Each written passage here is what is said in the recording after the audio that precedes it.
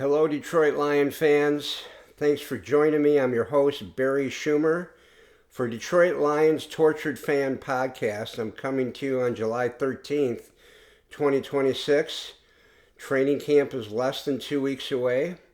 I'm basically in my own training camp right now, getting this podcast just right for you as we start the season September 13th. I want to start by just asking you a favor to please subscribe to my channel. I want to get this thing going. I think it has great potential. I think you're going to like my stories about the past and my hope for the future under Dan Campbell. Getting us the Super Bowl and winning the Super Bowl, I believe he will.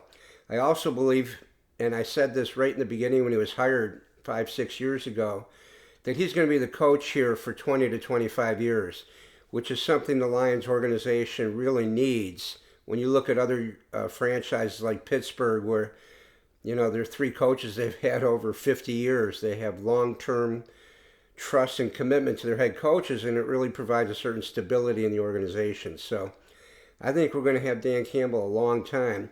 So please subscribe to the channel. Please hit like if you are enjoying the podcast, and please share it with friends. I want those algorithms on Google and YouTube to get us going, so I can have a fair amount of viewers and subscribers. So I appreciate if you do that. My book, I Don't Believe It, We're Good, The New Detroit Lions, on Amazon and Barnes & Noble. It's a must for any Lions fan. It's a great Christmas present coming up toward the end of the year. Great present just to start the new season September 13th. We've already passed Father's Day, but it could be a belated Father's Day present as well. What I'm going to do today is read to you a few of the acknowledgments for the book. I got some pretty good acknowledgments, and I hope it piques your interest to maybe take a look at it and buy the book. I've known Barry for a long time, and his passion for the Detroit Lions overflows in his latest book. A unique perspective with hope for the fans who feel 2023 is their year. Mark Champion, the announcer for the Detroit Lions for many years during Barry Sanders, and a current announcer for the Detroit Pistons over the last 30 plus years. Barry captured the lifetime of frustration 15 years ago, and it culminated with the 0-16 season. I think he hits the nail on the head 15 years later as things have changed in the Lions' den for the better, far better. Sean Baligian, pretty well-known radio guy in Detroit for many years. This book embodies the most impactful and insightful writing about the Detroit Lions since the Eisenhower administration. A must-read. Buy the book. That's Robert Lincoln, my good friend. Smart, funny, relatable, Barry is an engaging storyteller. Schumer has combined the harsh realities of the past with the immense hope for our beloved Lions. This book will inspire, inform, and entertain. The future is bright, Lion fans. Howard Morris. And the last one, Barry Schumer has meticulously documented the destruction and now resurrection of the Detroit Lions football franchise. A great read for all Lions fans. So please consider buying the book, and I think you'll enjoy reading it. Along with the book and this podcast, we are going forward big time, Lion fans.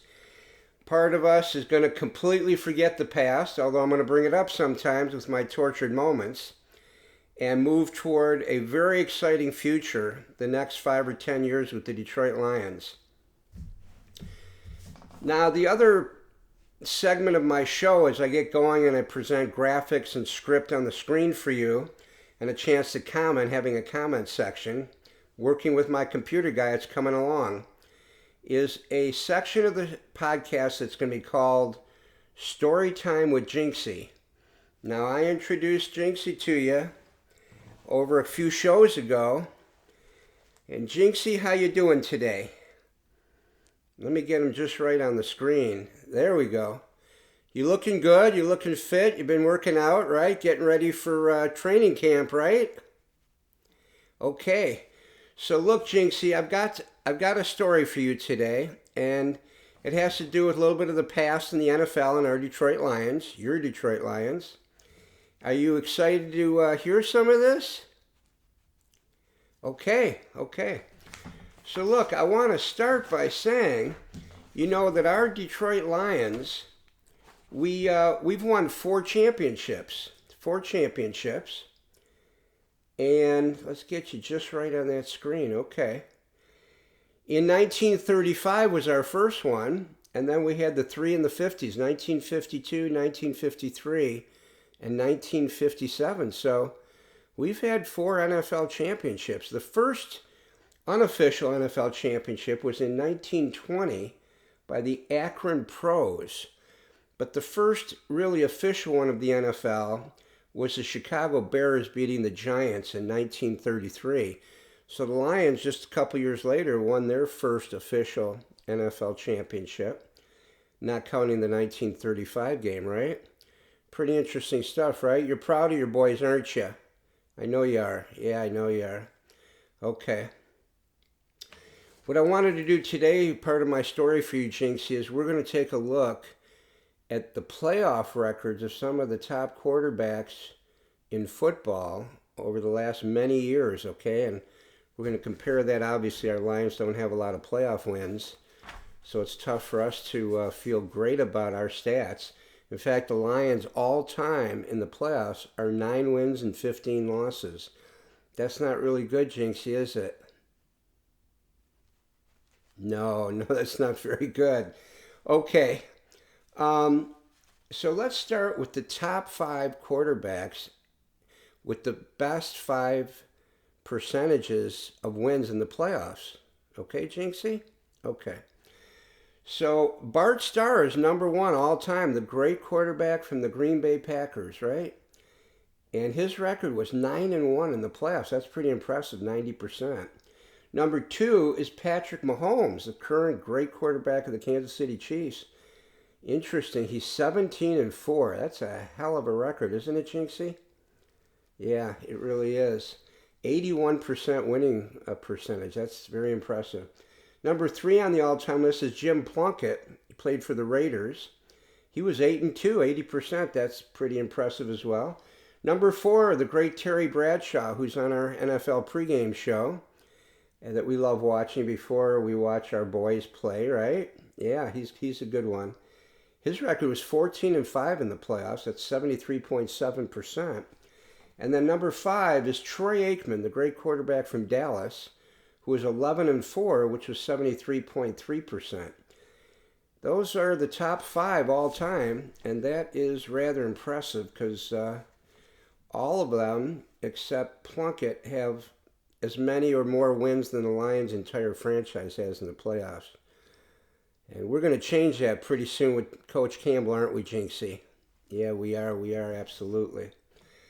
So now I want to go over some other stats of quarterbacks that are very well known and their playoff statistics, win percentage. You might be interested to see this. There's some great quarterbacks that don't have really super great numbers in the playoffs, okay?